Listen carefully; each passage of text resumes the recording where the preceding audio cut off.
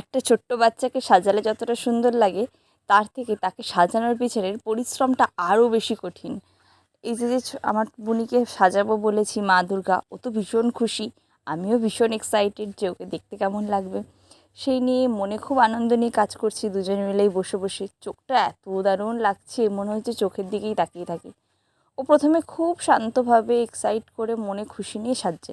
খানিকক্ষণ বাদেই ওর নাকি খিদে পেয়ে গেছে। এবার খিদে পেলে বাচ্চারা যেটা করে, ছটপট করে দিয়ে একটু বললো জল খাও, বিস্কুট খাও। সেটা খাওয়ার পর ওর এবার নাকি বাথরুম পেয়ে গেছে। ভাবো কী রকম! দিয়ে সব শাড়ি বাড়ি সব টেনে টেনে খুলে দিয়েছে।